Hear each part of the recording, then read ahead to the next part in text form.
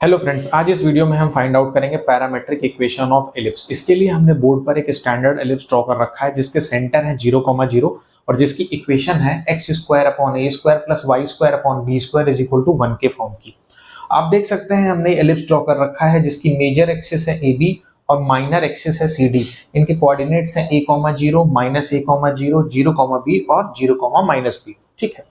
और दोस्तों साथ ही साथ आप ये भी देख सकते हैं हमने एक सर्कल ड्रॉ कर रखा है जिसकी रेडियस भी a है। इस सर्कल को दोस्तों हम बोलते हैं ऑक्सिलरी सर्कल। ये सर्कल वही सर्कल होता है जिसकी रेडियस सेमी मेजर एक्सिस होती है a। एलिप्स के टर्म्स में इसको ऑक्सिलरी सर्कल बोलते हैं। ठीक है। और देख सकते हैं हमने एक पॉइंट P कंसीडर कर रखा है एलिप्स पर जिसके कोऑर्डिनेट्स हैं x, y और इसी का प्रोजेक्शन है x एक्सिस पर जिसको हमने m पॉइंट से डिनोट कर रखा है। इसके कोऑर्डिनेट है x, 0। ठीक है। तो आप देख सकते हैं इसी P पॉइंट्स के प्रोजेक्शन को हमने ऑक्सिलरी सर्कल तक एक्सटेंड कर दिया है जो ऑक्सिलरी सर्कल को Q पॉइंट पर मीट करता है और इस Q से इस O को हमने अटैच कर दिया है जो थीटा एंगल सबटेंड कर रहा है। इसका मतलब angle QO and A is theta. ठीक, angle QOA is equal to theta. इस थीटा को दोस्तों हम लोग बोलते हैं एसेंट्रिक एंगल।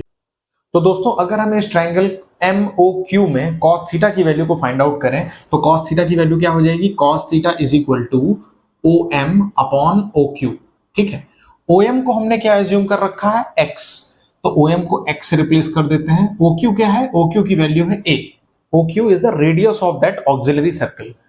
ठीक है। तो यहां से x की वैल्यू क्या आ जाएगी, x की वैल्यू आ जाएगी a cos थीटा। ये याद रखिएगा आप। ठीक है। x की वैल्यू हमारे पास आ गई a cos थीटा। अब ये x की वैल्यू आई है जो कि प्रोजेक्शन थी किसी पॉइंट P की जो हमने xy एज्यूम कर रखा था एलिप्स पर, तो उसका x पार्ट आ गया हमारे पास। और अगर P पॉइंट एक एलिप्स पर लाई करता है तो वो एलिप्स की इक्वेशन को सेटिस्फाई भी करना चाहिए, तो उसके x पार्ट की वैल्यू हम अपने एलिप्स की इक्वेशन में सब्स्टिट्यूट कर देते हैं to find out the value of y। तो जैसे ही आप इसकी वैल्यू को यहाँ पे सब्स्टिट्यूट करेंगे ये हो जाएगा a square cos square theta upon a square plus y square upon b square is equal to 1। थोड़ा इसको सिंप्लीफाई करते हैं, ये कैंसिल हो जाएगा। यहां से आ जाएगा y square is equal to 1 minus cos square theta into b square. 1 minus cos square theta is equal to होता है sin स्क्वायर थीटा। तो यहां पे सब्स्टिट्यूट कर देते हैं तो आपको वैल्यू मिल जाएगी b square sin square theta is equal to y square. तो देख सकते हैं दोस्तों ये y जो है स्क्वायर के फॉर्म का है, इसका स्क्वायर रूट ले लेते हैं। जैसे ही आप इसको स्क्वायर रूट लेंगे तो y की वैल्यू आ जाएगी plus minus b sin theta. तो आप देख सकते हैं दोस्तों हमने y की वैल्यू को फाइंड आउट कर लिया है plus minus b sin theta. Plus minus का मतलब ये हुआ कि जैसा ही कोऑर्डिनेट आपको प्लस साइड में मिलेगा यानी कि प्लस y एक्सिस पर मिलेगा, वैसा ही एक पॉइंट आपको नेगेटिव y एक्सिस पर भी मिलेगा, यानी कि p का एक प्रोजेक्शन यहां पर भी आएगा जो नेगेटिव वैल्यू ऑफ y को सेटिस्फाई करेगा। तो हम कह सकते हैं कि हमने p के कोऑर्डिनेट को फाइंड आउट कर लिया है। pxy की वैल्यू क्या हो जाएगी दोस्तों, pxy की वैल्यू हो जाएगी a cos theta b sin theta. ठीक है। और अगर आपको सारे साइन लेकर चलने हैं तो हम ये भी कह सकते हैं प्लस माइनस अगर हम लगा दें यहाँ पे तो ये वैल्यूज हो जाएंगी चारों क्वाड्रेंट्स की, चारों वैल्यूज को हम लिख सकते हैं which is plus minus a cos theta comma plus minus b sin theta. तो दोस्तों आप देख सकते हैं P के कोऑर्डिनेट हमने फाइंड आउट कर लिए हैं थीटा के फॉर्म में, लेकिन दोस्तों यहाँ पे एक कैच है, ये थीटा P से सबटेंड नहीं हो रहा है उसके ओरिजिन पर।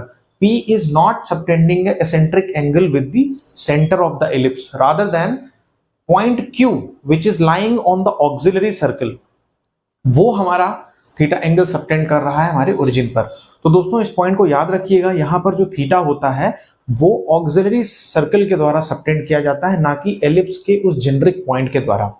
अब इस पर दोस्तों क्वेश्चंस कैसे बनते हैं, अगर आपको कोई भी एलिप्स दे रखी है उसके पैरामेट्रिक कोऑर्डिनेट फाइंड आउट करने हैं तो आपको एलिप्स के पॉइंट्स और उसके एक्सिस के कोऑर्डिनेट्स जरूर दिए होंगे, बिना उसके आप पैरामेट्रिक फॉर्म को फाइंड आउट नहीं कर सकते हैं। ठीक है दोस्तों, तो आप इसको याद रखिएगा कि एलिप्स के जो पैरामेट्रिक कोऑर्डिनेट होते हैं वो होते हैं a cos theta plus minus b sin theta. Thank you friends, stay tuned for my videos.